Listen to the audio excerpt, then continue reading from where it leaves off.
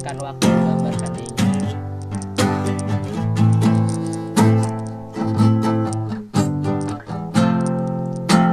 Ku biarkan waktu gambar inginku, warna hidupku, membuatnya kelabu. Ku nikmati dunia yang buatku terpana dan ku terluka. Sesuatu sinar berjuang bangkitkan Kristus di dalam hatiku, matikan inginku. To let him rise in you, to let him rise in you, to let him rise in you, to let him rise in you, let the sun rise in you, let the sun rise in you, let the sun rise in you. Ajarku hidup, ajarku hidup di dalammu, ajarku semakin sepertimu, sampai ku menggambarkanmu di dalam hidupku. Bangkitkan engkau di hatiku, bangkitkan engkau di pikiranku, sampai ku memancarkanmu di dalam hidupku. Let the sun rise in you, let the sun rise in you, let the sun rise in you, let the sun rise in you. Gunakan aku. Gunakan waktu, lengkapi gambarmu, warnai hidupku, jadi warna, aku berjuang bangkitkan Kristus di dalam hatiku, matikan inginku. Sekali lagi ku berjuang, bangkitkan Kristus di dalam hatiku, matikan inginku. To let him rise in you, to let him rise in you, to let him rise in you, to let him rise in you, let the sun rise in you,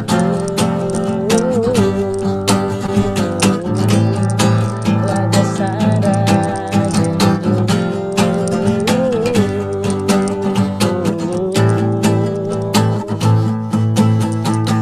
Ajarku hidup di dalammu, ajarku semakin sepertimu, sampai ku menggambarkanmu di dalam hidupku.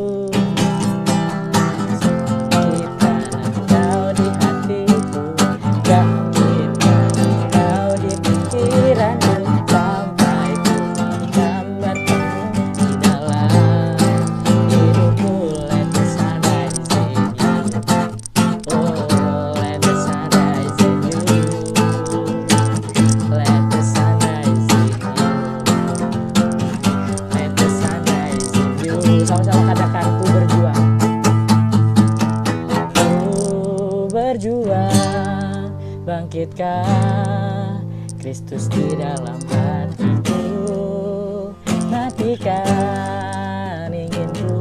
Ku berjuang, ku berjuang bangkitkan Kristus di dalam hatiku, matikan inginku. To let him rise in you,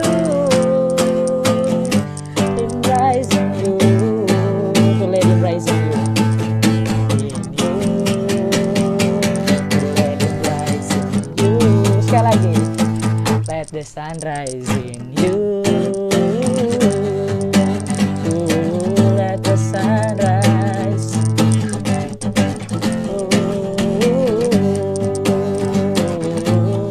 Ajarku hidup di dalammu. Ajarku hidup di dalammu. Ajarku semakin sepertimu sampai ku menggambarkanmu di dalam hidupku. Bangkitkan engkau di hatiku, bangkitkan engkau di pikiranku sampai ku memancarkanmu di dalam hidupku. Let the sun rise in you, let the sun rise in you, let the sun rise in you, let the sun rise in you, let the sun rise in you, let the sun rise in you. Haleluya.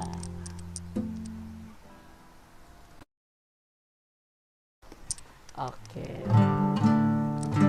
kita langsung mau siapin hati kita ya teman-teman, belum kita masuk ke sesi firman.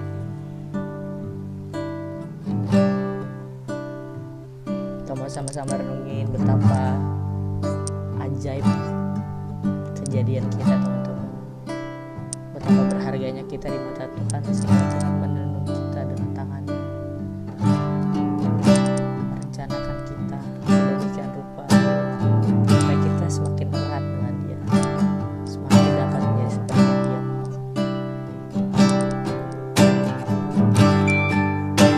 Kita mau sama-sama katakan lagu ini sama Tuhan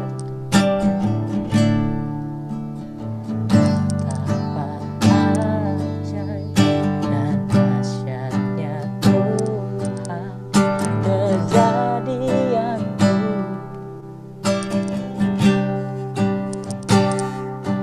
Kau menenun diriku serupa gambaranmu. Sungguh berharga, sungguh berharga di matamu Tuhan kehidupanku.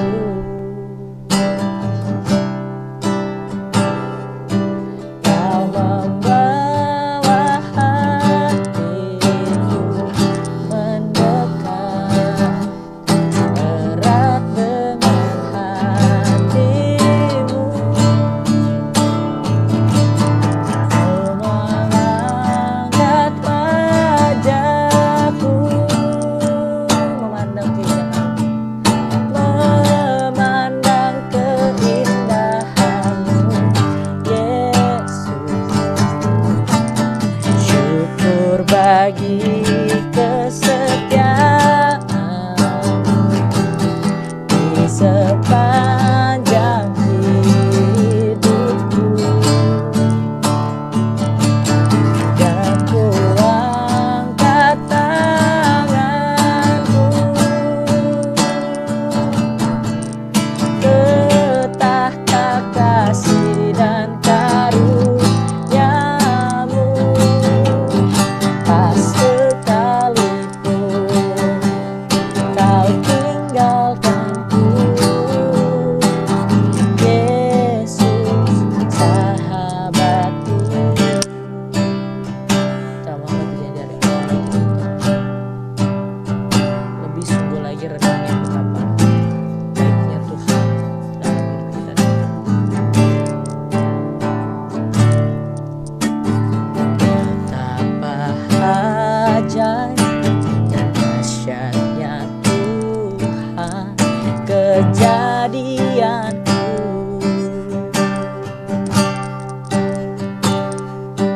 Kau menenun diriku serupa gambaranmu.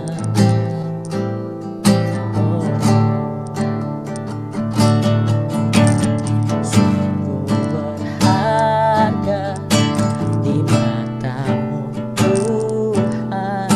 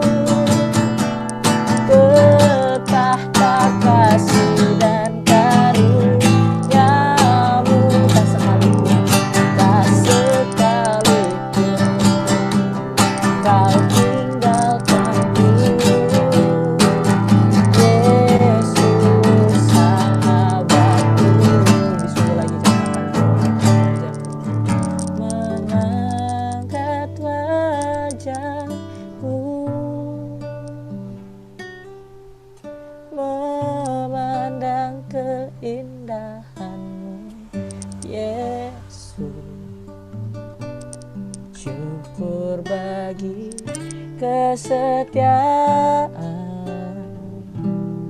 di sepanjang hidupku. Ku mengangkat tanganku ke tahta kasih dan karuniamu. Tak sekalipun kau tinggalkan.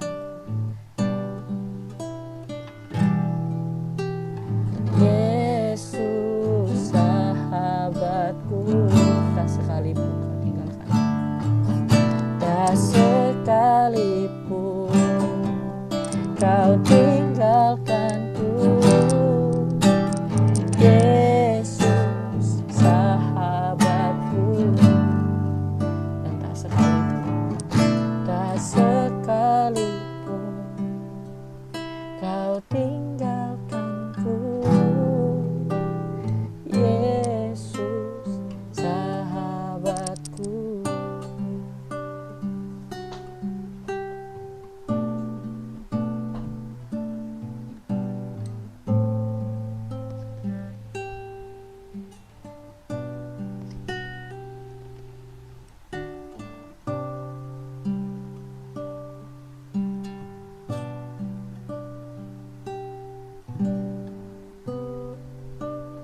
Kita bisa berdoa, teman-teman.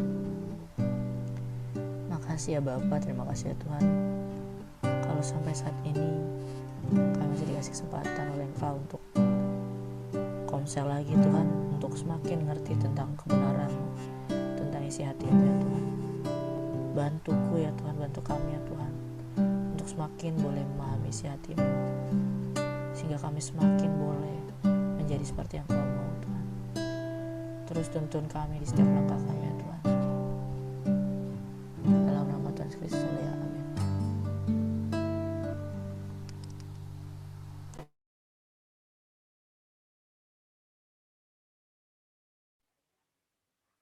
Oke.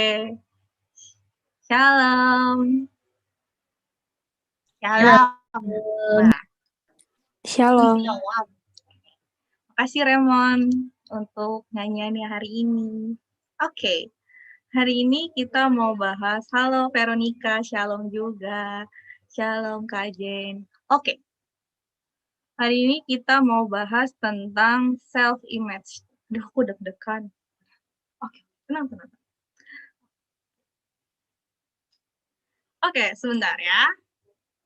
PPT aku terlihat, guys. Semoga terlihat ya, guys.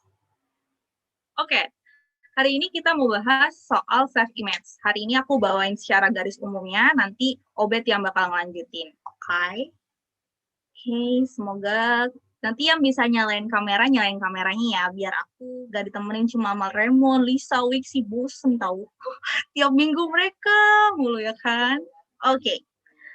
Self-image itu artinya sama aja kayak gambar diri, sama juga kayak citra diri. Jadi nanti kalau kadang-kadang aku suka ngomongnya citra diri atau gambar diri itu sama aja ya. Oke, kita pertama bahas dulu soal pengertiannya. Pengertian gambar diri itu adalah pemahaman seseorang mengenai siapa dirinya dan harus menjadi apa atau bagaimana dirinya tersebut. Ya, kata kuncinya pemahaman.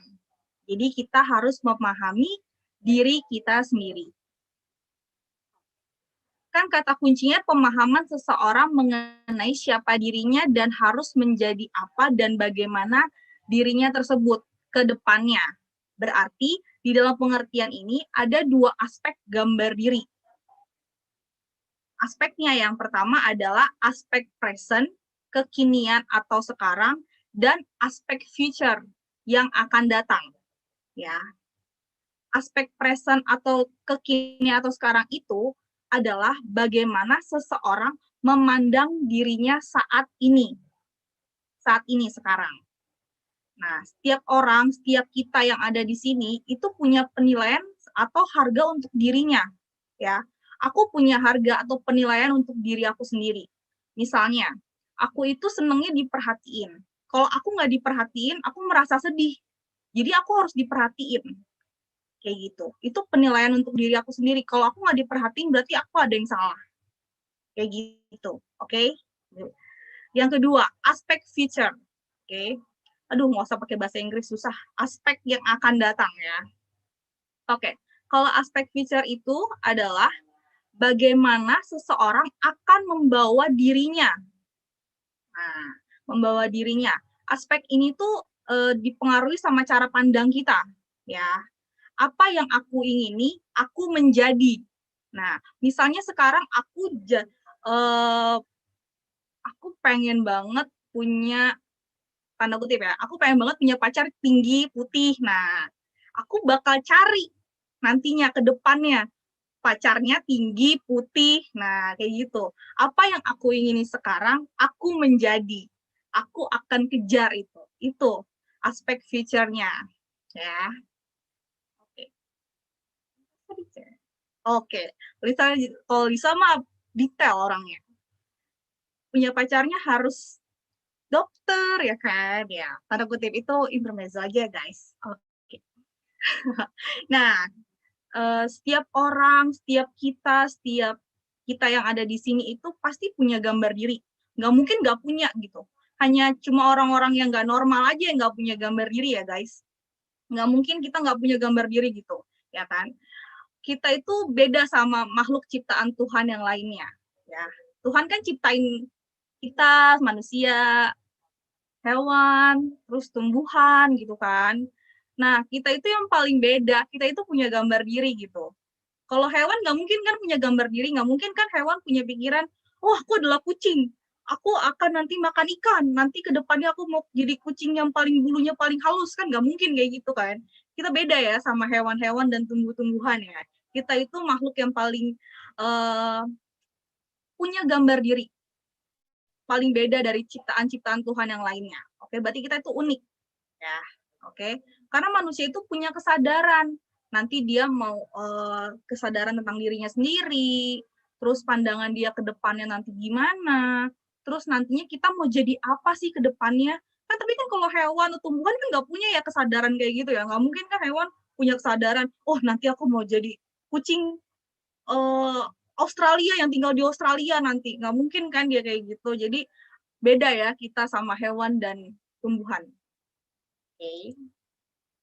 Nah, oke, kita masuk nih, gimana sih atau bagaimana sih gambar diri itu bisa terbentuk?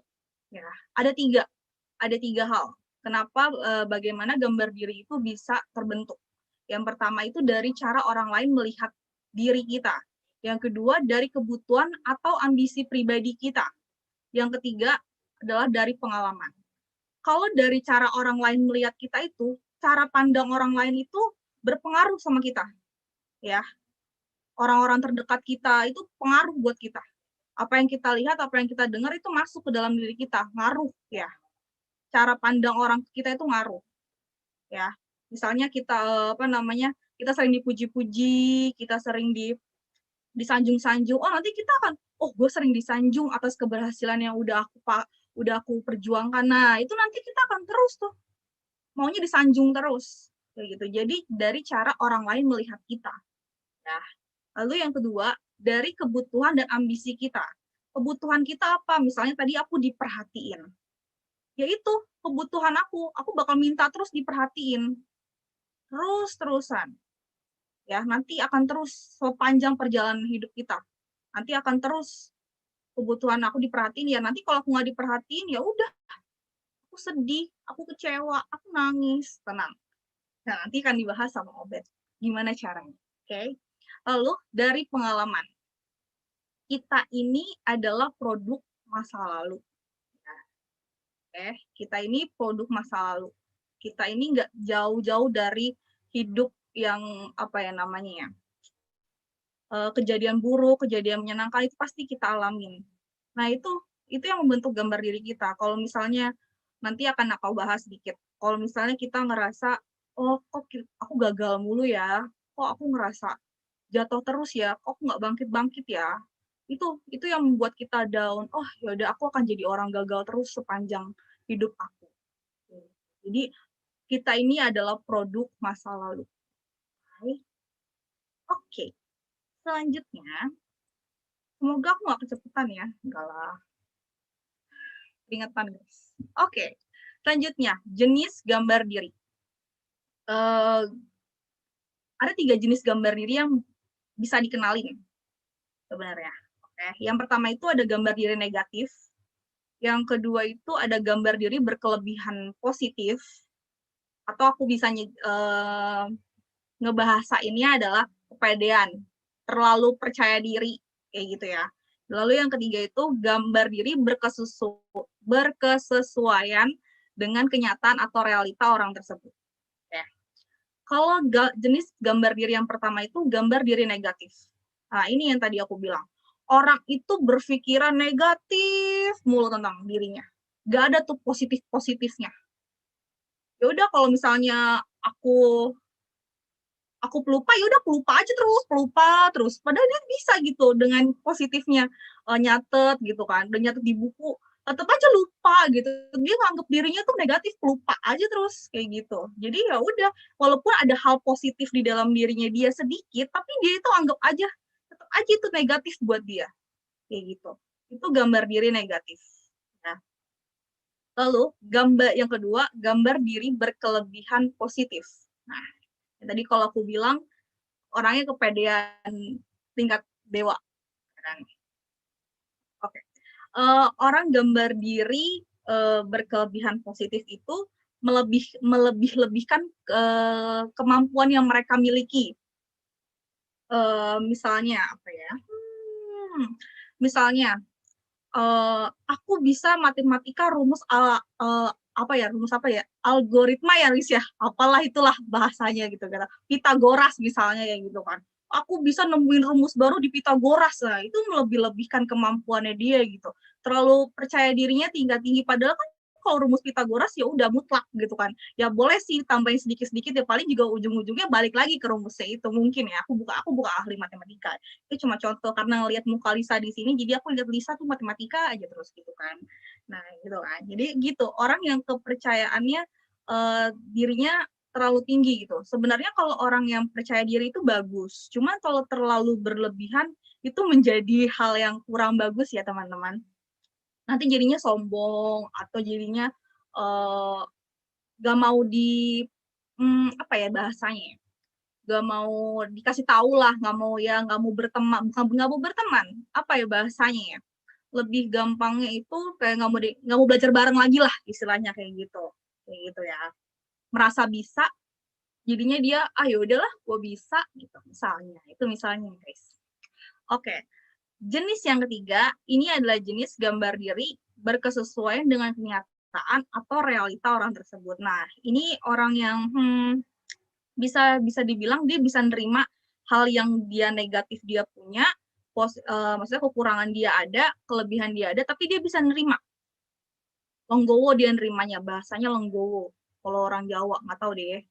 Ngerti apa enggak ya, pokoknya bahasa orang Jawa itu nerimo gitu kan, nerima aja gitu kan, tapi dia bisa bisa nerima gitu, oh kekurangan aku pelupa nih, oh berarti aku nyatetnya dengan baik deh, detail, kayak orang-orang melankolis kan kalau nyatet detail banget tuh kan.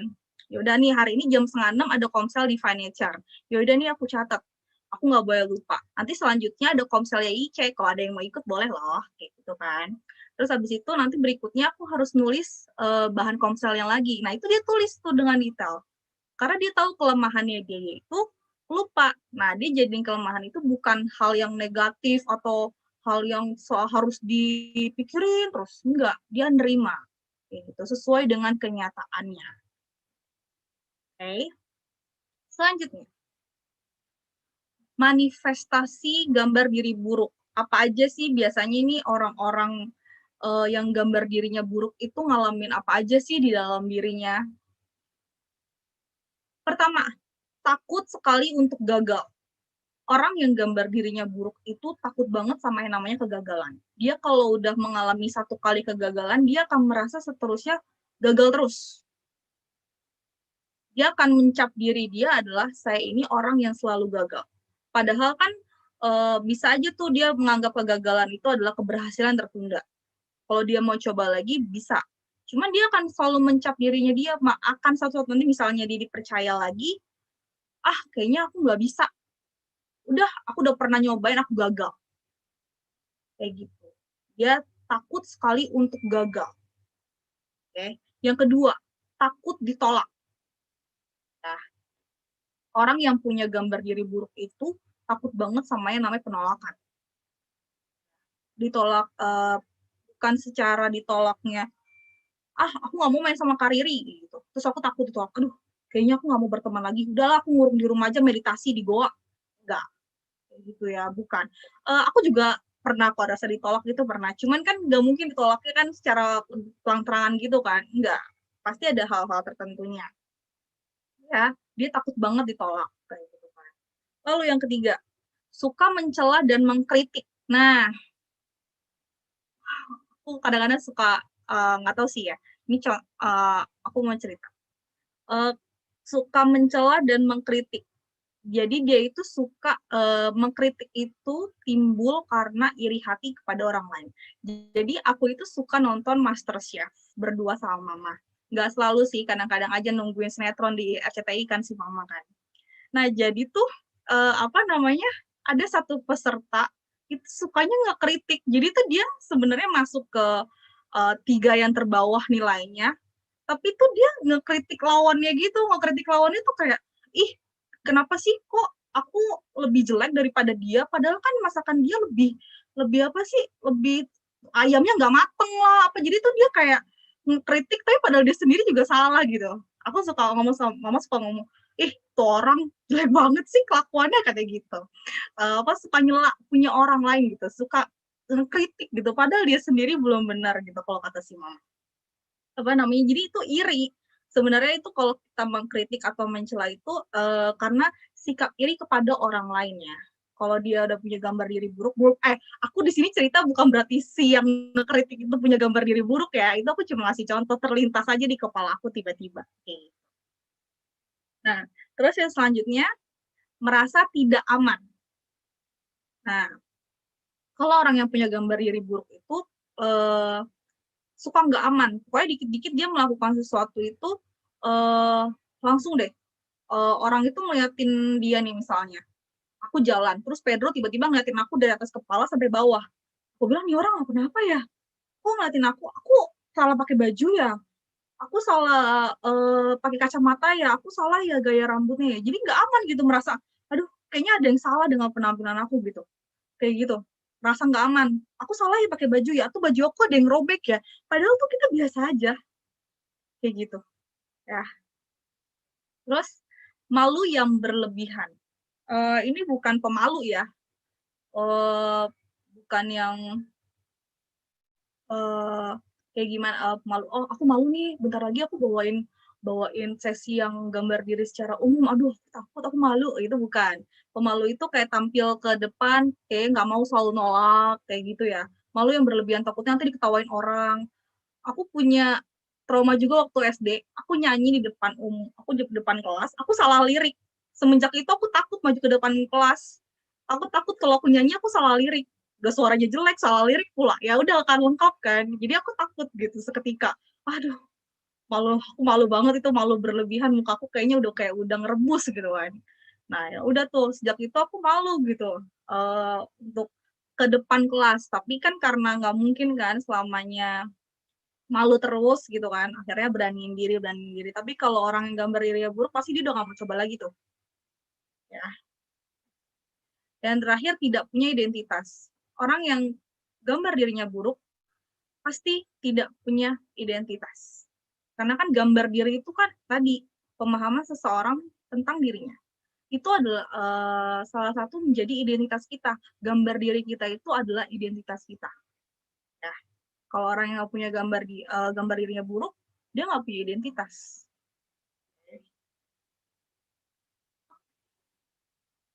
Nah, gambar diri itu dibentuk dari apa yang kita lihat dan apa yang kita dengar. Ya, jika yang sesuatu kita lihat dan kita dengar sejak kecil itu udah salah, maka seterusnya itu salah. Ya.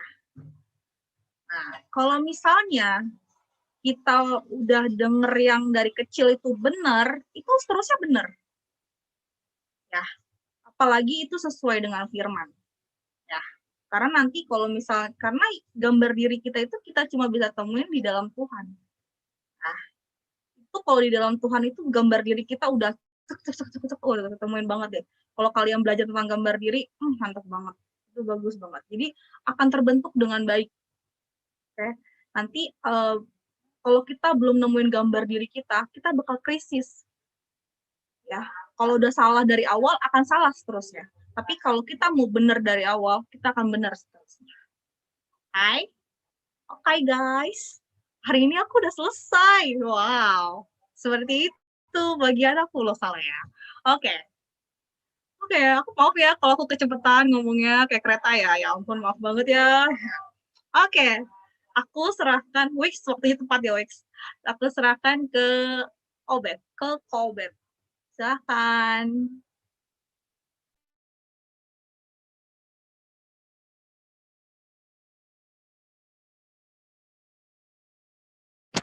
Oke, thank you Ri. Shalom teman-teman. Kalau tadi kita sudah membahas dari segi psikologi, dari pandangan umum, sekarang kita bahas kaitannya dengan kebenaran firman Tuhan ya. Sebetulnya apa sih yang dikatakan Alkitab terkait dengan identitas kita atau terkait dengan gambar diri kita? Oke, mungkin saya akan sedikit mereview dulu ya tentang apa sih gambar diri itu. Tadi Riri sudah menjelaskan gambar diri itu artinya adalah bagaimana seseorang memandang dan menilai dirinya. Gambar diri, citra diri, self image itu sama. Jadi gambar diri, citra diri, self image itu artinya adalah bagaimana seseorang memandang dan menilai siapa dirinya. Pada dasarnya gambar diri adalah pemahaman seseorang mengenai siapa dirinya dan harus menjadi apa atau bagaimana dirinya tersebut. Ini kan bicara identitas ya, tadi sempat disinggung juga. Kalau orang salah memandang dirinya, salah menilai dirinya, maka salahlah seluruh gerak hidupnya. Kenapa sih gambar diri itu penting? Gambar diri sangat mempengaruhi bagaimana cara kita membawakan diri kita. Itulah sebabnya gambar diri itu sangat penting. Karena gambar diri sangat mempengaruhi bagaimana kita membawakan diri kita. Bagaimana kita menilai diri kita sendiri sangatlah menentukan banyak hal dalam kehidupan ini.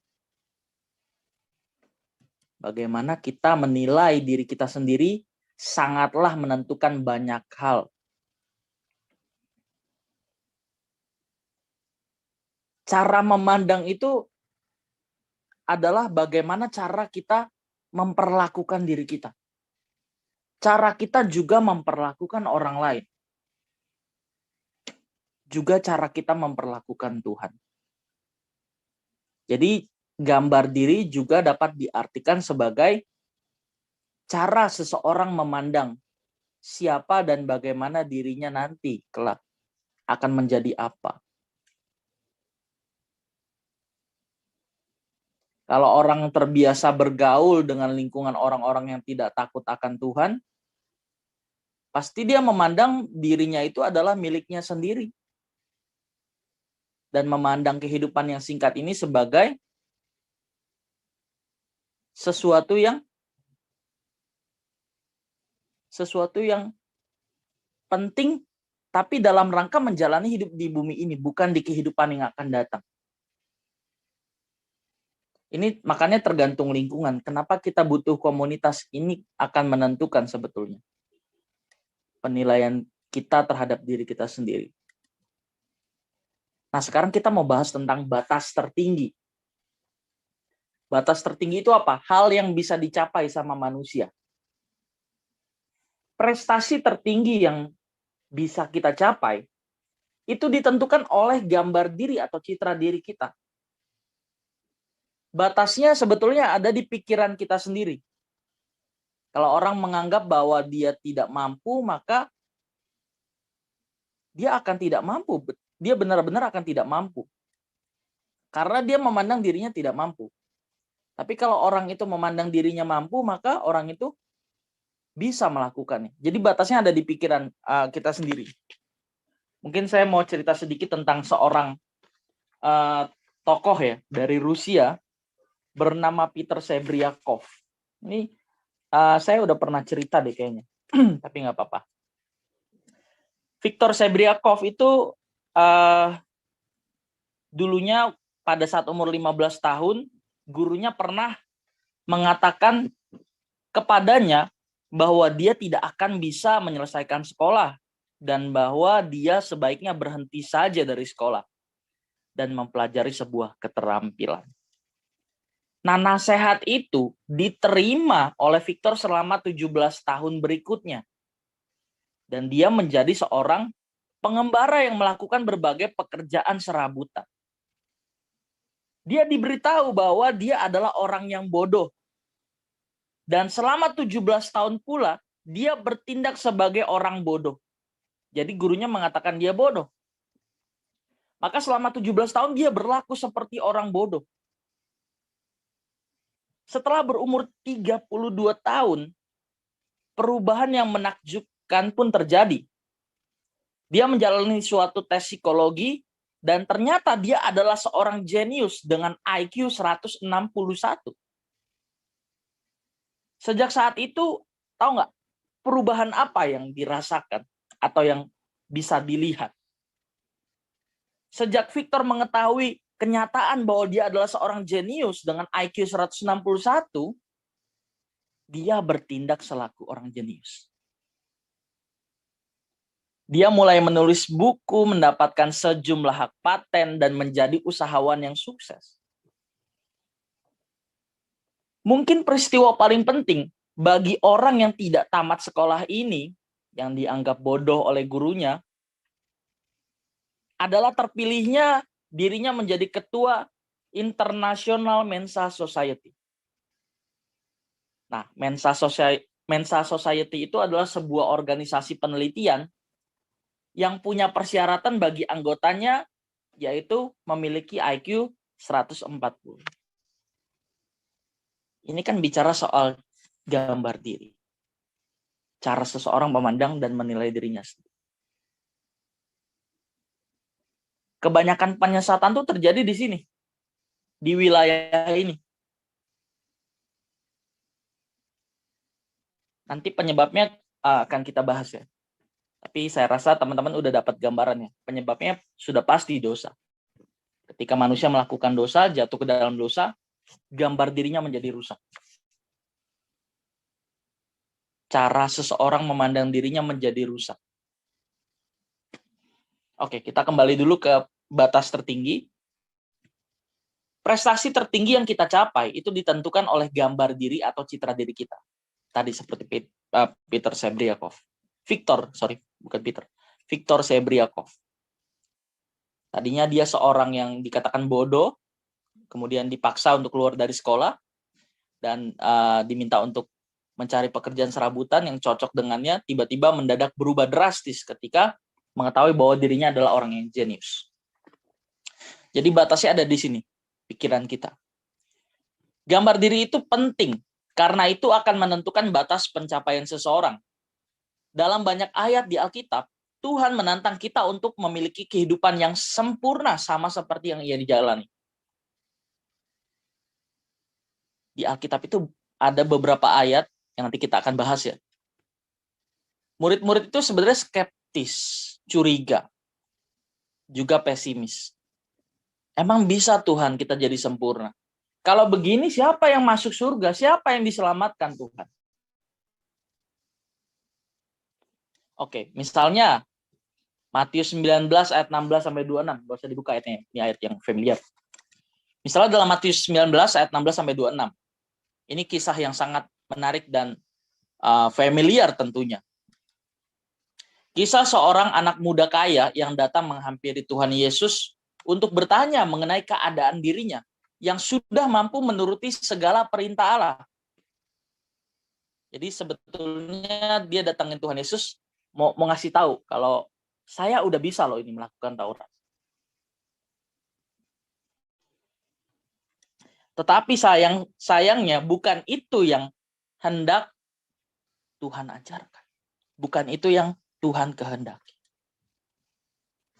Tuhan menghendaki kita untuk sempurna. Matius 5 ayat 48.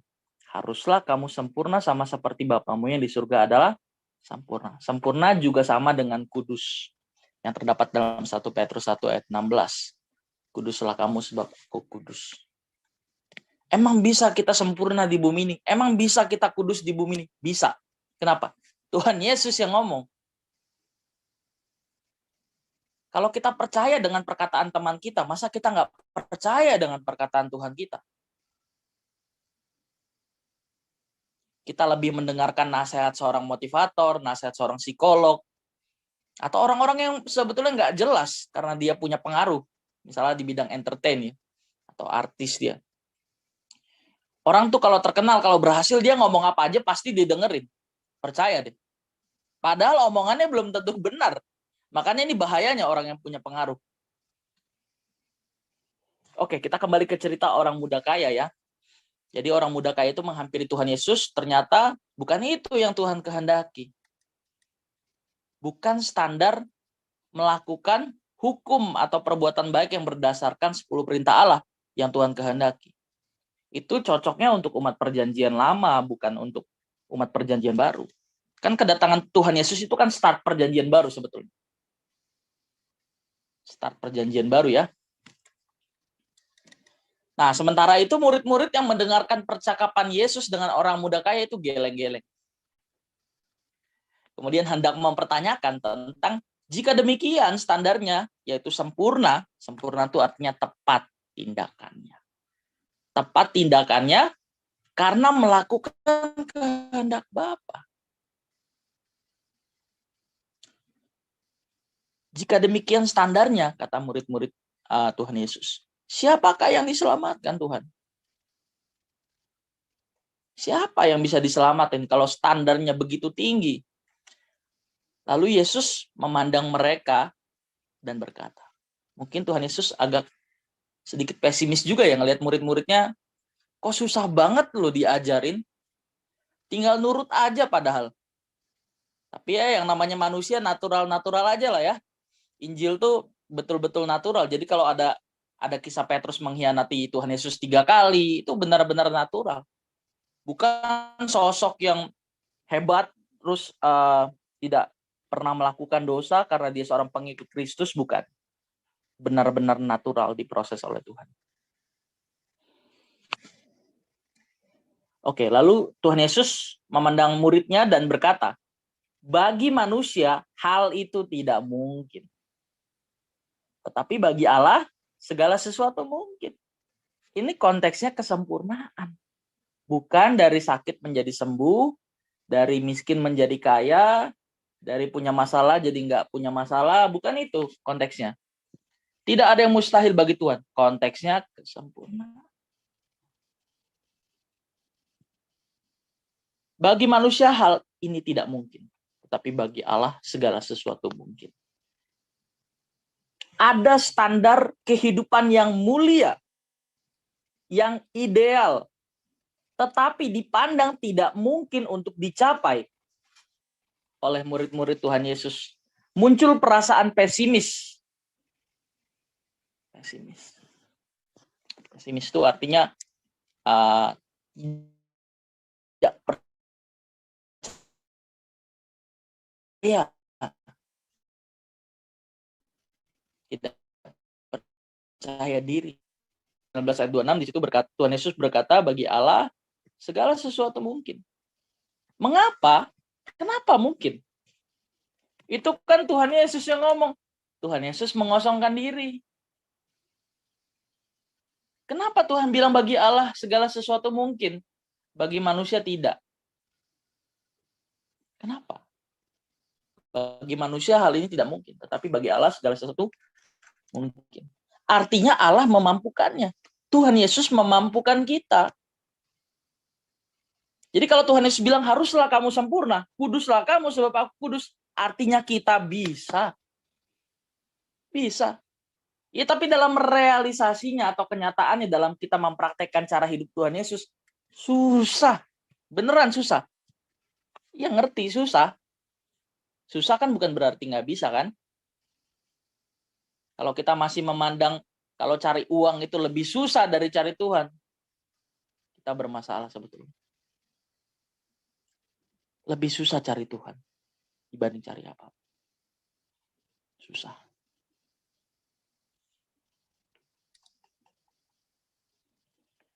Sekali lagi, kenapa Tuhan Yesus berkata demikian? Karena Allah memampukannya. Kita buka Roma 8 ayat 28 ya.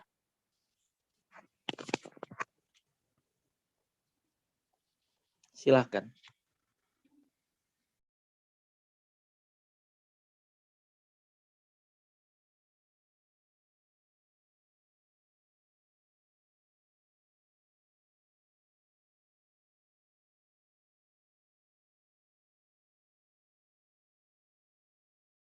Sudah, silakan dibaca. Roma 8 ayat 28, kita tahu sekarang bahwa Allah turut bekerja dalam segala sesuatu untuk mendatangkan kebaikan bagi mereka yang mengasihi Dia, yaitu bagi mereka yang terpanggil sesuai dengan rencana Allah. Oke, makasih. Ayat ini sah kalau kita baca keseluruhan ayat ini. Ayat ini menjadi tidak sah ketika kita baca hanya sepotong. Allah turut bekerja dalam segala perkara untuk mendatangkan kebaikan. Titik. Padahal perkataan selanjutnya itu kuncinya loh. Apa perkataan selanjutnya? Apa kalimat selanjutnya? Yaitu bagi mereka yang mengasihi Dia. Yaitu bagi mereka yang terpanggil sesuai dengan rencana Allah. Taunya dari mana? Kita dipercayakan untuk menjadi orang Kristen. Ya mungkin sebagian besar dari kita Kristen sejak lahir. Tapi itu bukan suatu kebetulan teman-teman. Karena kita terpanggil sesuai dengan rencana Allah.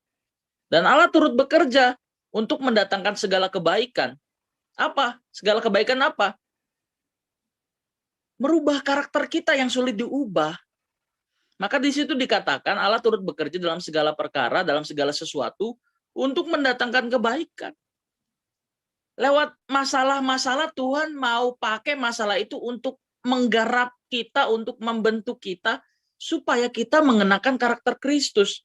Kalau kita belajar firman tentang sabar, tentang marah, tentang emosi, Tuhan mendesain supaya kita ketemu orang-orang yang ngeselin. Kenapa? Supaya firmannya kepake. Nah, lewat itulah Tuhan menggarap kita. Dan tentu kalimat yang penting adalah di situ, bagi mereka yang mengasihi Dia. Bagi yang mengasihi Dia artinya apa? Kita bersedia untuk dibentuk Tuhan. Apapun situasi dan kondisinya. Kita rela dibentuk Tuhan. Orang yang berharga adalah orang yang mau dibentuk. Orang yang nggak mau dibentuk, dia nggak berharga. Sama seperti bejana yang sudah mengeras tanah liatnya, tidak bisa dibentuk. Apa gunanya kalau sudah tidak bisa dibentuk selain dibuang? Kita berharga kalau mau dibentuk. Maka firman Tuhan mengatakan jangan keraskan hatimu. Jangan ngerasa bisa hidup tanpa Tuhan. Karena pasti kita akan berakhir tragis. Mungkin kita sukses di mata dunia. Tapi kita gagal di mata Allah. Kita pinter, kita berhasil di bisnis, di kehidupan sehari-hari kita dipandang sebagai orang yang berpengaruh, itu kan berhasil di mata dunia. Tapi sejatinya itu kegagalan di mata Allah. Kalau kita tidak mengerti kehendak Allah. Kita tidak menciptakan diri kita sendiri. Kita diciptakan oleh Tuhan dan untuk kepentingan Tuhan. Kalau orang nggak berfungsi sesuai dengan kenapa ia diciptakan, sejatinya dia adalah produk gagal. Produk gagal. Human error. Atau dalam pembahasan kita sebelumnya tuh, sakit jiwa. Jadi kalau nggak mau dibilang sakit jiwa, yuk kita belajar untuk memperbaiki jiwa kita. Oke, kita lanjut ya. Atau satu lagi deh, Yohanes 1 ayat 12. Ini sering juga nih dibuka nih, tapi nggak apa-apa kita buka lagi ya. Jadi ayat yang tadi kita buka, Roma 8 ayat 28, dan ayat yang sekarang kita buka, itu menunjukkan bahwa Allah memampukan kita. Allah memampukan kita. Silakan dibaca ya.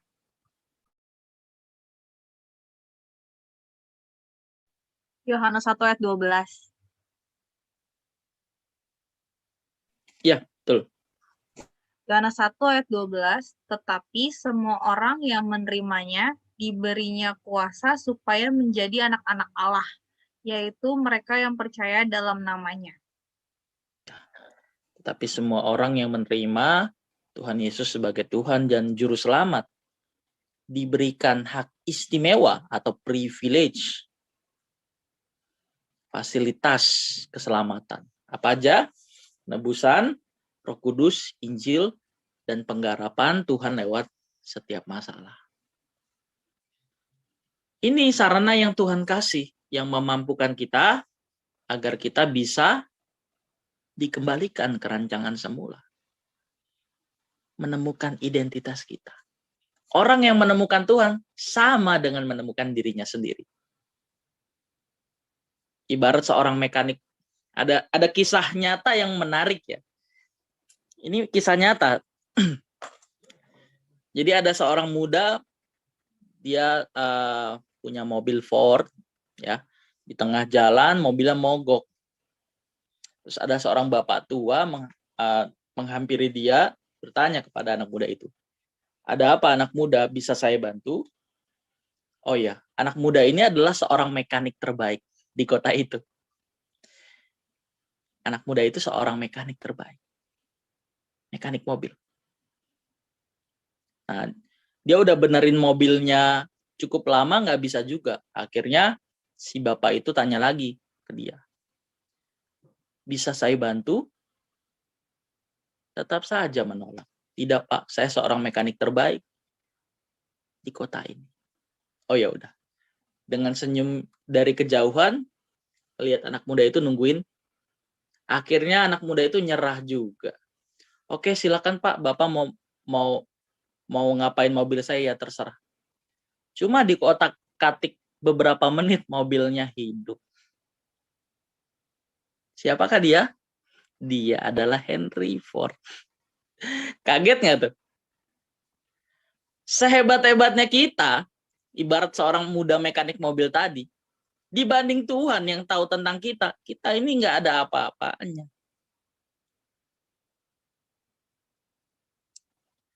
Jadi kalau orang so tahu sama tentang dirinya, tentang tujuan hidupnya, ya terserah sih. Dan Tuhan juga nggak paksa. Tuhan nggak pernah paksa orang. Kalau Tuhan paksa orang, nggak mungkin Adam dan Hawa jatuh ke dalam dosa. Nggak mungkin. Tuhan nggak maksa. Itu adalah salah satu realitas yang harus kita sadari. Tuhan nggak paksa. Dan itu ngeri loh. Mungkin kalau kita berbuat jahat terus Tuhan paksa, Tuhan hukum langsung, kita bisa langsung berubah. Atau mungkin kita segera menyadarinya. Tapi Tuhan itu nggak paksa. Ini yang harus kita sadari. Betapa mengerikannya fakta itu. Kamu mau diubah, ayo. Kamu mau dibentuk, ayo. Enggak, ya udah, terserah kamu. Kok Tuhan logatnya Sunda ya? Oke, kita lanjut. Oke. Sebagai orang Kristen, kita justru memiliki jaminan yang lebih lagi untuk hal-hal yang tidak mungkin dilakukan. Tuhan Yesus mengatakan kepada murid-muridnya, termasuk kita. Sesungguhnya barang siapa percaya kepadaku, ia akan melakukan juga pekerjaan-pekerjaan yang aku lakukan. Di mana ayatnya? Yohanes 14 ayat yang ke-12. Kita buka yuk.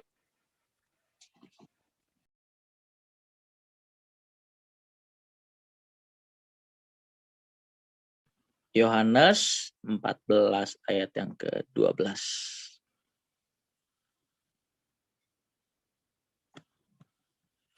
Oke, silakan dibaca lagi. Yohanes 14 ayat 12. Aku berkata kepadamu, sesungguhnya barang siapa percaya kepadaku, ia akan melakukan juga pekerjaan-pekerjaan yang aku lakukan. Bahkan pekerjaan-pekerjaan yang lebih besar daripada itu. Sebab aku pergi kepada Bapa. Iya, di situ dikatakan, sesungguhnya barang siapa percaya kepadaku, ia akan melakukan juga pekerjaan-pekerjaan yang aku lakukan. Bahkan pekerjaan yang lebih besar daripada itu, sebab aku pergi kepada Bapa.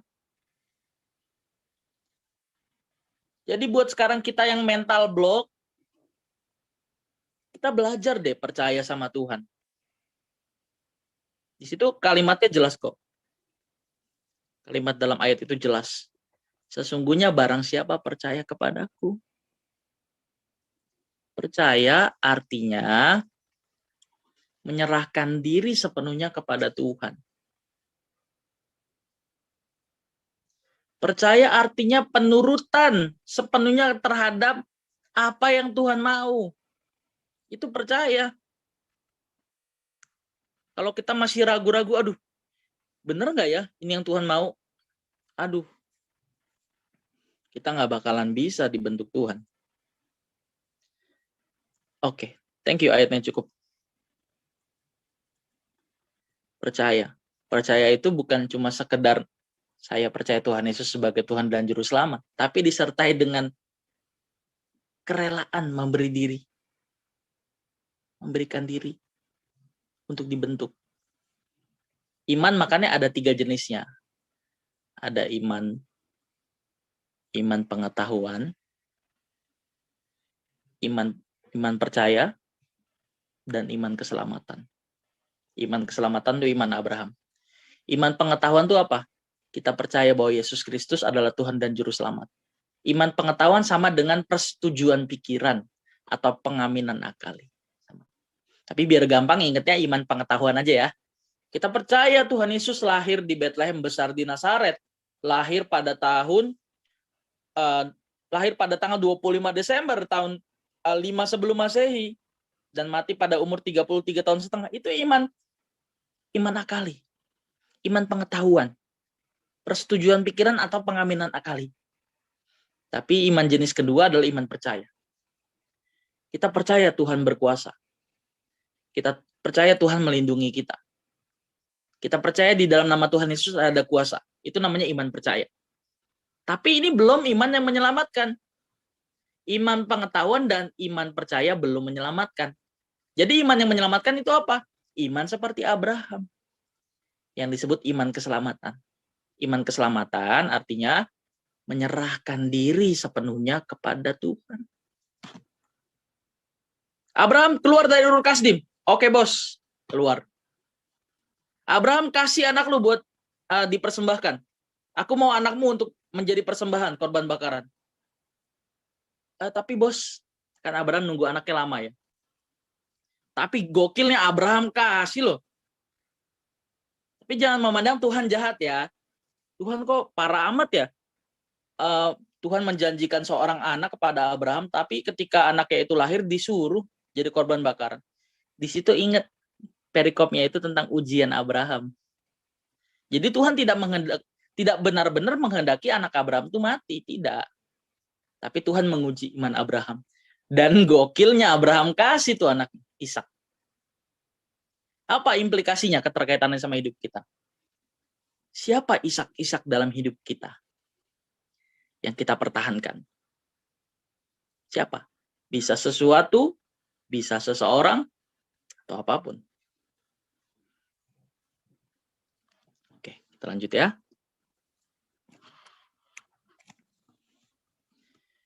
Pandangan kita sendiri tentang diri kita dipengaruhi oleh banyak hal. Makanya jangan sembarangan teman-teman melihat atau mendengar segala sesuatu. Mulai difilter, bergaul dengan siapa, apa yang teman-teman tonton, apa yang teman-teman baca, mulai difilter. Mata dan telinga adalah jendela jiwa. Tubuh adalah jendela jiwa. Apa yang kita lihat, apa yang kita dengar, mempengaruhi apa yang kita pikirkan. Apa yang kita pikirkan mempengaruhi apa yang kita rasakan. Apa yang kita rasakan menentukan apa yang kita inginkan. Apa yang kita inginkan, tunggu waktu. Kita pasti buat. Misalnya, kita pas lagi nggak punya duit, kita gampang nahan. Nggak beli ini, nggak beli itu. Karena apa? Karena nggak punya duit. Tapi kalau udah dikasih duit 10 juta di tangan, ayo, mau beli apa? Mau pakai buat apa? Itu baru bicara 10 juta. Kalau 1 M, kalau 5 M, ini kan ditentukan oleh apa yang sering banyak kita lihat, kita dengar. Kalau yang kita sering lihat, kita dengar itu kebenaran firman, kita tahu 10 juta ini buat apa ya Tuhan? Tanya ke Tuhan. Jangan buat belanja di Shopee ya. Ya boleh aja sih kalau memang itu kebutuhan. Tapi yang benar itu tanya Tuhan dulu. Ini buat apa Tuhan? Saya berkali-kali gagal di sini. Dikasih kepercayaan, dikasih uang sama Tuhan ya. Dalam job tertentu kan itu bayaran lumayan ya. Gagal buat beli buku. Padahal buku rohani. Tapi pertanyakan itu maunya Tuhan nggak? Itu masalahnya. Itu maunya lu apa maunya Tuhan? Berat jadinya kan? Apalagi yang dibeli buku rohani. Seakan-akan Tuhan menghendaki itu. Padahal bisa jadi Tuhan percayain uang itu untuk kasih ke orang tua atau bantu adik rohani atau bantu komunitas. Aduh.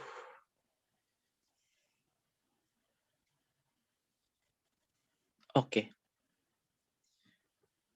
Makanya harus punya perenungan setiap hari. Kita ada waktu matinya. Entah itu pagi sebelum kita berangkat beraktivitas, atau di tempat kerja, atau di kampus. Apalagi lagi PJJ seperti ini. Waduh. Di mana-mana kan bertebaran webinar di mana-mana ya. Wah, saya ikutin tuh. Senang banget kan PJJ. Terus kegiatannya juga nggak terlalu banyak. Jadinya bisa belajar. Pakai waktunya. Malam Kak, bisanya belajar. Oke, pakai waktu malamnya. Tapi kalau bilang pagi nggak bisa, siang nggak bisa, malam nggak bisa, waduh, sorry deh, kamu nggak berbakat masuk surga. Terus terang aja. Karena kamu bilang sibuk. Sibuk itu musuh dari hubungan. Hubungan sama Tuhan dan hubungan dengan sesama. Jangan gantikan hubungan dengan apapun. Kita lanjut. Udah diingetin. Waktunya sekian lagi. Oke, siap. Nurut aja apa kata moderator ya. Siap. Pandangan kita tentang diri kita sendiri dipengaruhi oleh banyak hal. Supaya kita mempunyai pandangan yang benar tentang diri kita sendiri, maka alamat yang tepat adalah Alkitab. Alkitab. Bukan buku psikologi, bukan buku filsafat. Bukan berarti itu semua tidak boleh dipelajari. Boleh. Setelah kita belajar firman, kita mulai ngerti kedudukan ilmu-ilmu ini dalam hidup kita. Tapi sebelum kita belajar kan kita nganggap, wah ilmu pengetahuan ternyata bertentangan dengan Alkitab. Nah ini, gara-gara nggak ngerti. Kalau ada pertanyaan coba ditanya, yang mana yang bertentangan? Pengetahuan mana yang bertentangan dengan Alkitab? Tentang flat earth, bumi datar atau bumi bulat. Alkitab itu bukan buku pengetahuan. Tentang apa alien? Alien itu bisa ada, bisa enggak. Tentang apa? Manusia berevolusi dari manusia purba sampai manusia modern seperti kita sekarang. Bisa. Atau teori Big Bang. Bumi terbentuk dari yang tidak ada, lalu terjadi ledakan, kemudian menjadi ada. Bisa. Jadi nggak ada yang bertentangan dengan kebenaran firman. Reason and faith. Pengetahuan membantu menjelaskan iman, iman membantu menyempurnakan pengetahuan. Selesai. Tapi kalau orang nggak belajar firman, pasti nganggep hal-hal di luar firman itu sebagai sesuatu yang penting. Misalnya banyak orang terjebak dengan konsep law of attraction ya. Kalau kamu mau dapat sesuatu, kamu harus fokus. Pikirin itu terus. Nanti kamu akan dapatkan hal itu. Nah sekarang pertanyaannya apa yang Alkitab katakan tentang itu? Jadi harus dimulai dari cara pandang apa nih? Tuhan bicara apa nih? tentang hal-hal yang kita pertanyakan tersebut. Jadi biar supaya nggak pusing-pusing, saya akan sering berdiskusi ya sama teman-teman diskusi saya. Ada Kak Randy, ada Kak Dosro, Kak Uba. Kita sering berdiskusi. Terus di pertengahan diskusi karena udah terlalu banyak perdebatan, saya akhirnya bilang, yang Alkitab bilang apa? Jangan terjebak yang misalnya konsep psikologi atau konsep apa bilang apa gitu. Alkitab bilang apa? Apa yang Alkitab bilang? Oke, kita kembali. Jadi alamat yang tepat supaya kita mempunyai pandangan yang benar tentang diri kita sendiri adalah Alkitab. Karena di dalam Alkitab kita bisa melihat apa pandangan Tuhan terhadap kita. Tuhan yang tahu akan segalanya tentang ciptaannya. Dialah yang tepat untuk menilai kita. Kita tidak menciptakan diri kita. Jadi yang tahu siapa kita adalah pencipta kita. Orang yang diciptakan tidak berfungsi sesuai dengan untuk apa dia diciptakan, sejatinya dia adalah produk gagal. Tadi di awal ya, atau di pertengahan, saya sudah mengatakan hal itu. Tuhanlah yang menciptakan kita. Jadi dialah yang tepat untuk menilai kita. Tuhan yang tahu akan segalanya tentang ciptaannya. Jadi gambar diri yang benar adalah memandang dan menilai diri sendiri sama dengan Tuhan menilai diri kita. Sama. Ulang ya, gambar diri yang benar adalah memandang dan menilai diri kita sendiri sama dengan Tuhan menilai diri kita. Misal, laki-laki itu pemimpin, perempuan itu penolong. Ini kata Alkitab. Jangan kebalik. Perempuan mimpin, perempuan nolong. Nggak jelas jadinya. Laki-laki itu fungsinya apa sih? Perempuan itu fungsinya apa sih? Kenapa laki-laki diciptakan? Kenapa perempuan diciptakan? Dan untuk apa laki-laki dan perempuan diizinkan bersatu? Ada mandat prokreasi. Tapi kita nggak bahas ke situ ya, belum ya, sabar.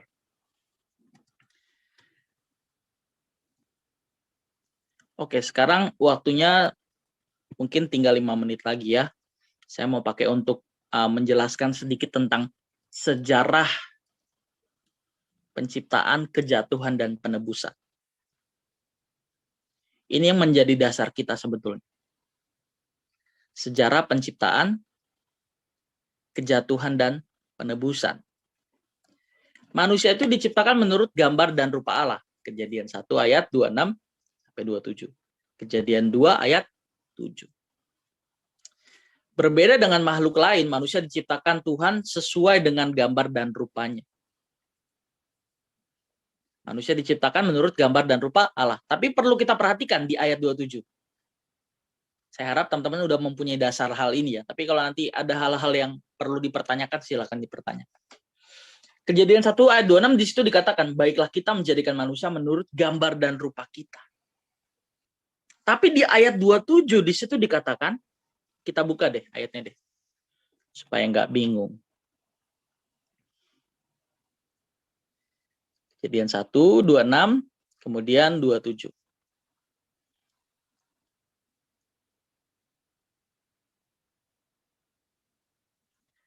Oke. Agak diperbesar supaya terlihat.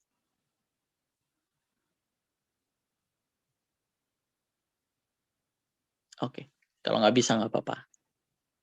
Minta tolong dibaca. Siapa? Silakan.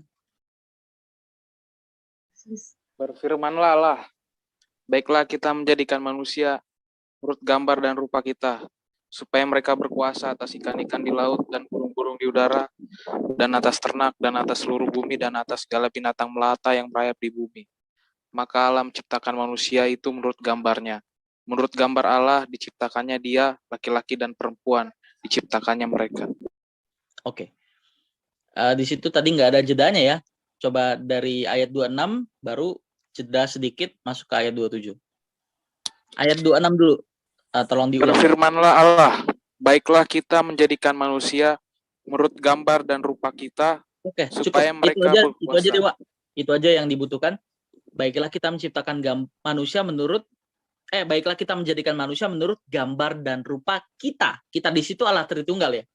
Makanya di situ kitanya huruf besar. Bapa, Anak, dan Roh Kudus. Kemudian ayat 27-nya di situ dibilang apa? Maka Allah menciptakan manusia itu menurut gambarnya. Menurut gambar Allah diciptakannya dia, laki-laki dan perempuan diciptakannya mereka. Thank you, Wak. Nah, teman-teman ada yang aneh nggak sih dari kedua ayat ini? Ini ayatnya dempet loh, tapi ada yang aneh nggak sih? Di ayat 26, baiklah kita menjadikan manusia menurut gambar dan rupa kita. Di ayat 27 di situ dikatakan bahwa Allah menciptakan manusia itu menurut gambarnya. Menurut gambar Allah diciptakannya itu laki-laki dan perempuan diciptakannya. Oke, saya langsung jawab aja ya, supaya di waktu yang terbatas ini kita bisa langsung mendapat gambarannya. Jadi yang aneh adalah, yang kelihatan aneh sebetulnya, bukan yang aneh. Di ayat 27 itu nggak ada kata rupa. Yang ada hanya kata gambar. Gambar. Kenapa? Kata gambar dalam bahasa aslinya adalah selem. Artinya manusia punya komponen-komponen seperti yang terdapat pada Allah, yaitu pikiran, perasaan, dan kehendak. Sementara kata rupa dalam bahasa aslinya, teks aslinya adalah demut. Artinya kualitas. Kualitas atas komponen-komponen tersebut. Pikiran, perasaan, dan kehendak. Di ayat 27, nggak ada kata rupanya. Kenapa? Karena rupanya atau kualitas atas komponen pikiran, perasaan, dan kehendak itu perlu diusahakan oleh manusia itu sendiri. Jadi salahlah kalau ada pertanyaan, kenapa ya Adam dan Hawa yang udah diciptakan segambar dan serupa dengan Allah bisa jatuh ke dalam dosa? Pertanyaan yang salah. Kenapa? Karena Adam dan Hawa tidak diciptakan langsung sempurna. Taunya dari mana? Ayat 27. Di situ nggak ada kata rupanya. Karena rupa yang dalam bahasa asli demut, artinya kualitas atas komponen pikiran, perasaan, dan kehendak, itu perlu diusahakan manusia itu sendiri. Kalau dalam konteks pembahasan setelah manusia jatuh ke dalam dosa dan sesudah kedatangan Tuhan Yesus, Filipi 2 ayat 12, kerjakanlah keselamatanmu dengan takut dan gentar.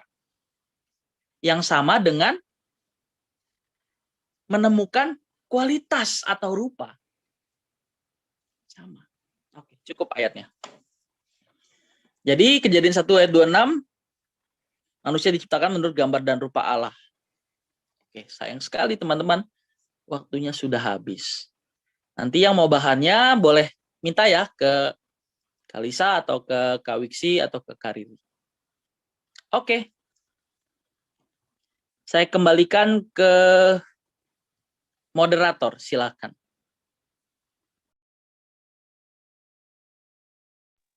Kalau ada yang mau tanya, silakan boleh ditanya ya. Teman-teman ada yang mau tanya, kita kasih, Kak Dosro. Sebelum itu, kita kasih reaction dulu dong buat Kobet. Kasih Kobet.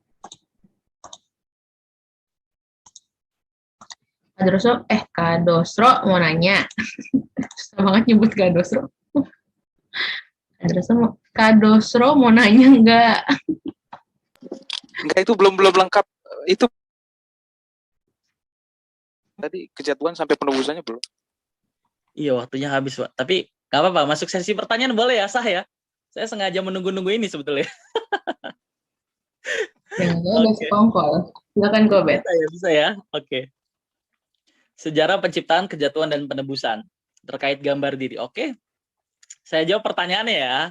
Pertanyaannya saya jawab ya. Oke. Terkait sejarah penciptaan, kejatuhan, dan penebusan, sekarang kita bahas kejatuhan. The fall. Creation, the fall, salvation, keselamatan. 3 gambaran ini aja yang kita perlukan untuk memandang Alkitab. Sebenarnya Alkitab bicara 5 hal, tapi untuk mempersingkat gambaran tentang Alkitab, kita ingat 3 hal ini aja. 1, creation, penciptaan. 2, the fall, kejatuhan. Yang ketiga adalah salvation, keselamatan. Dari tiga ini kita bisa lihat sebenarnya apa sih maksud kedatangan Tuhan Yesus, ya. Tadi kita sudah membahas tentang sejarah penciptaan. Manusia diciptakan menurut gambar dan rupa Allah. Tapi ternyata setelah kita membaca sampai Kejadian 3, Adam dan Hawa sebagai manusia pertama itu gagal mencapai gambar dan rupa Allah. Adam dan Hawa gagal mencapai kualitas pikiran, perasaan seperti yang dikehendaki oleh Allah. Maka Kejadian 3 dinyatakan manusia jatuh ke dalam dosa, the fall. Nah, gambar Tuhan yang rusak karena dosa, setelah manusia pertama berbuat dosa, yaitu Adam dan Hawa, menyebabkan manusia tidak lagi mencerminkan gambar Tuhan yang sempurna. Kenapa? Karena rupanya rusak, kualitasnya rusak. Maka ketika manusia jatuh ke dalam dosa, tidak membuat gambarnya hilang. Kan kebanyakan teolog tuh salah mengartikan. Roma 3 ayat 23. Karena semua orang telah berbuat dosa dan kehilangan kemuliaan Allah. Manusia dipandang hilang gambar dirinya. Gambar dan rupa Allah hilang dalam diri manusia. Sorry, bukan gambar diri, saya ralat ya. Gambar dan rupa Allah hilang dari diri manusia. Sebetulnya yang hilang, yang rusak itu bukan gambarnya, tapi rupanya saja. Dari mana kita tahu? Kalau gambar manusia hilang, maka manusia akan berperilaku seperti hewan. Tapi nyatanya kan tidak. Manusia jatuh ke dalam dosa, dan itu tidak membuat perilakunya seperti hewan. Tidak hewan, seperti hewan yang brutal ya.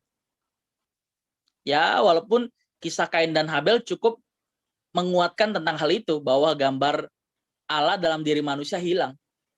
Bukan gambar yang hilang, tapi rupanya yang rusak. Tadi gambar dalam bahasa aslinya apa? Selem. Artinya manusia punya komponen seperti yang terdapat pada diri Allah, yaitu pikiran, perasaan, dan kehendak.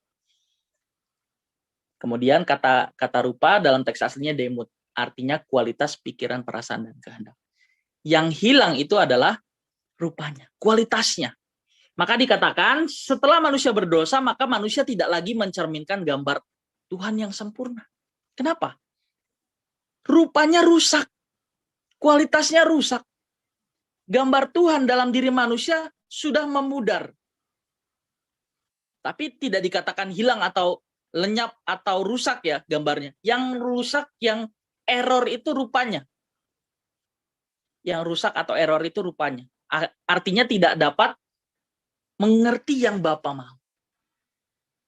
Tidak dapat mencapai kualitas seperti yang Bapa kehendaki. Maka istilah rekan sekerja Allah itu sudah tidak cocok lagi disematkan pada diri manusia. Kenapa? Manusia nggak bisa berinteraksi dengan Allah. Apa sebabnya kamu tidak mengerti bahasaku? Yohanes 8 ayat 43. Karena kamu tidak mengerti firman. Dampak dari kejatuhan manusia adalah manusia tidak bisa berinteraksi dengan Allah. Yang sama dengan manusia nggak tahu kehendaknya. Kalau nggak tahu kehendaknya, bagaimana kita bisa melakukannya? Jadi dampaknya adalah rupanya rusak, error. Itulah sebabnya Alkitab mencatat, manusia bukan lagi segambaran dengan Allah, tetapi dengan Adam. Alkitab kita keren banget loh. Kejadian 5 ayat 3, di sana dikatakan, mari kita buka. Jadi tadi Kejadian 1 ayat 26 clear ya, kita udah bahas ya. Sekarang kita mau buka Kejadian 5 ayat 3, silakan.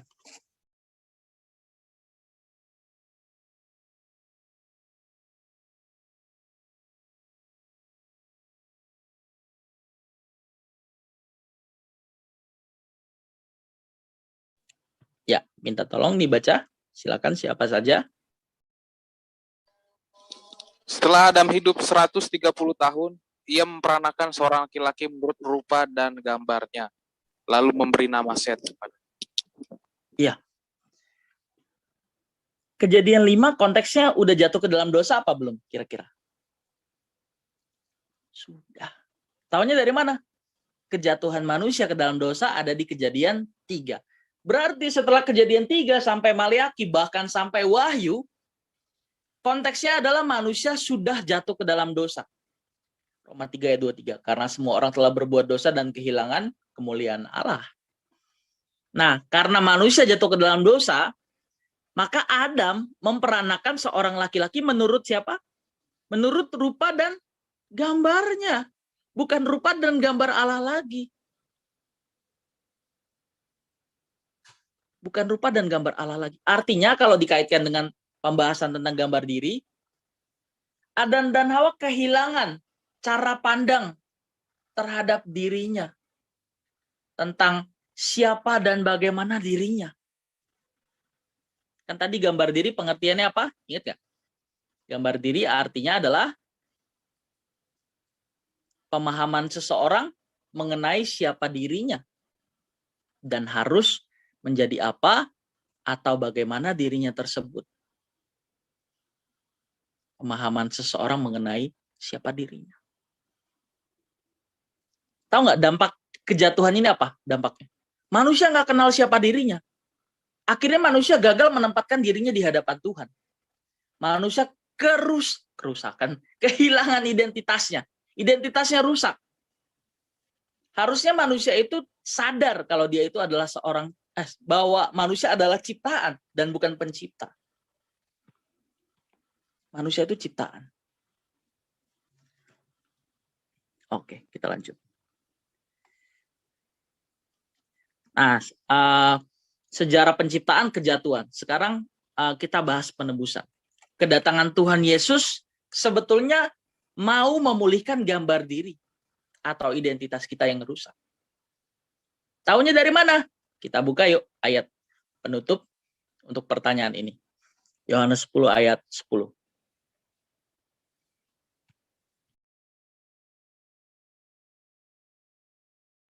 Boleh minta tolong dibuka? Silakan.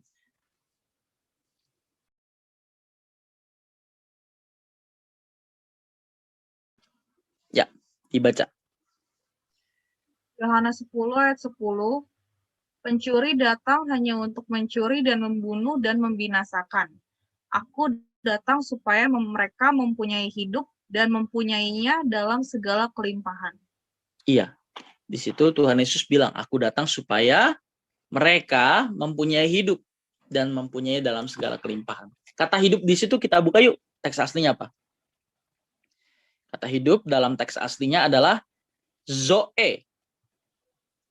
Kata zoe artinya adalah cara hidup. Cara hidup. Nah, sekarang kita buka dalam segala kelimpahan.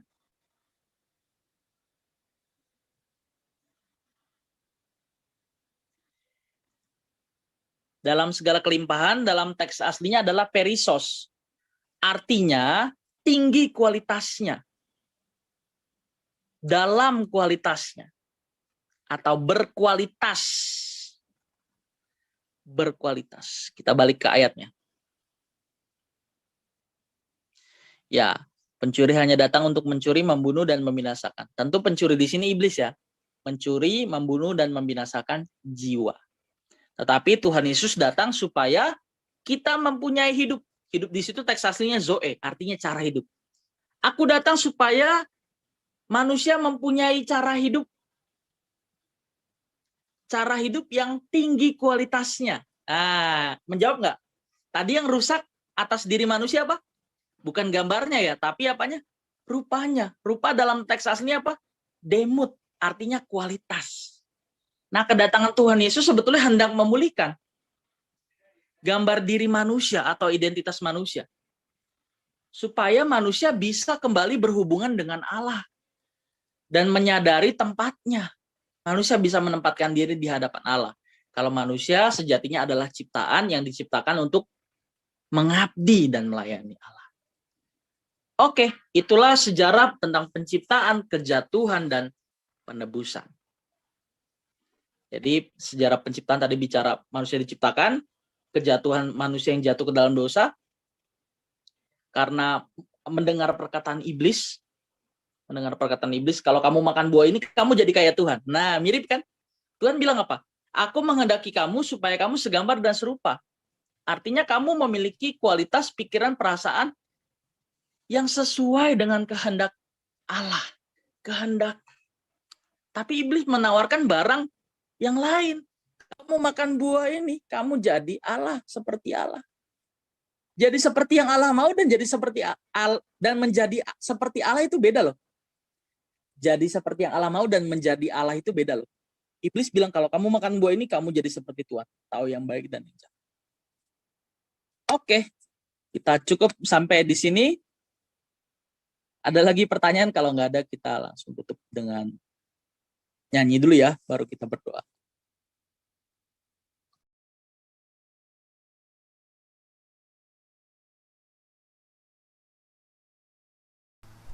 Ini apa Kak Bet?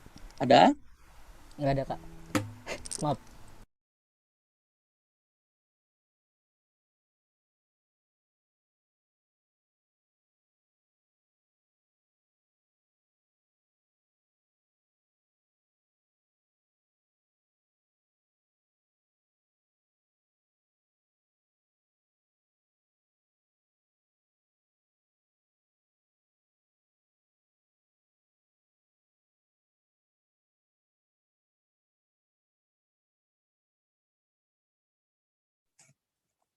Nggak ada. Oke. Kalau nggak ada kita nyanyi ya.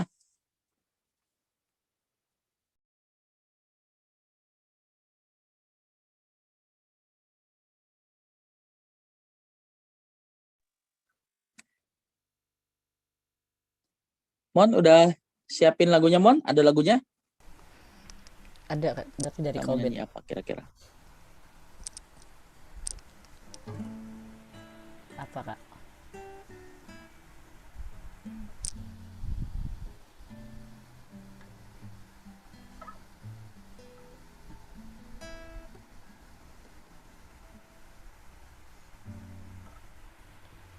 Apa? Ini kali ya. Lagu yang ini awalnya gimana sih? Yang saat sekarang cari Tuhan. Itu awalnya gimana sih? Sudahkah engkau tahu? Itu. Sudahkah engkau tahu apa Lupa arti juga. hidupmu? Itu awalnya. Pernahkah engkau tahu mengapa diri? Ini apa Raymond udah bersuara tapi saya nggak bisa dengar ya? Emang kecil lah. Nggak kedengeran? Kecil banget Mon suaranya Mon. Kecil banget. Ah, ini kenapa ya? Oh ternyata volume saya yang kecil. Oke maaf. Ah,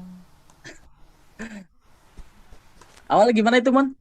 Lagu tadi? sudahkah engkau tahu Nah boleh tuh. apa arti hidupmu? Oke kita nyanyi lagu itu ya. Baru kita berdoa.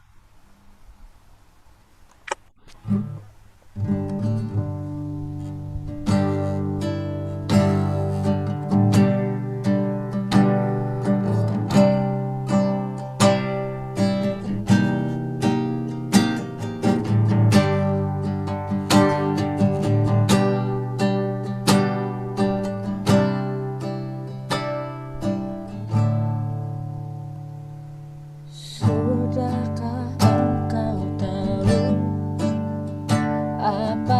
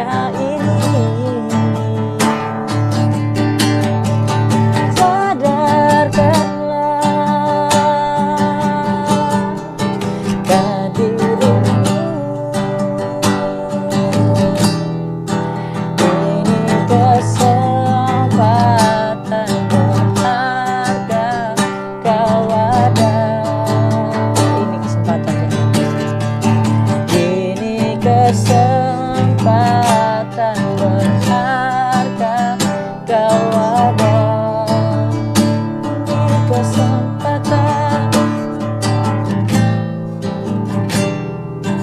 harga kau ada pasti ada maksudnya.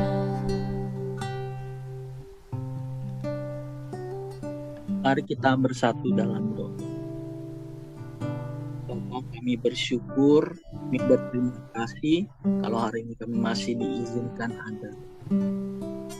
Kami mau bersyukur karena Tuhan masih percayakan kami kebenaran-Mu.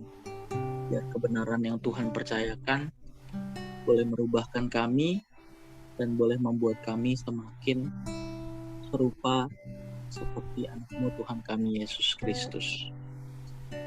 Ajar kami dalam seluruh sisa masa muda hidup kami ya Bapa. Kami mau belajar untuk berkenan di hadapan-Mu. Kalau sebentar kami akan berpisah ya Bapa, kiranya Engkau terus mengingatkan kebenaran-Mu dalam hati kami. Biarlah kebenaran-Mu yang terus menguasai hidup kami dan hati kami. Terima kasih ya Bapa. Hanya dalam nama anak-Mu Tuhan kami Yesus Kristus kami telah berdoa dan mengucap syukur. Amin. Amin.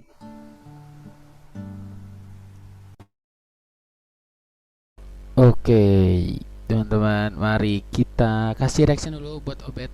Terima kasih Obed yang udah bawa firman hari ini. Oke, kita nyalain kamera dulu teman-teman untuk foto sebentar. Boleh? Cia, Kairen, Cecil, Vero, Dev, Kim, Deborah, Vero ngikut-ngikut.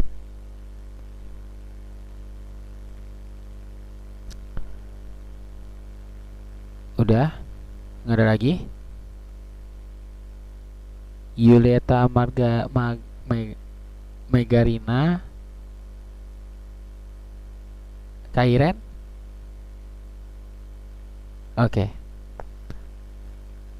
Oke, nggak apa-apa. Oke, ayo Miss, siapa yang foto? Lu ya? Ayo, kita foto ya. 1, 2, 3. Sekali lagi. Oke. 1, 2, 3. Oke, teman-teman. Kita mau lanjut tentang pengumuman. Boleh, Kak Riri?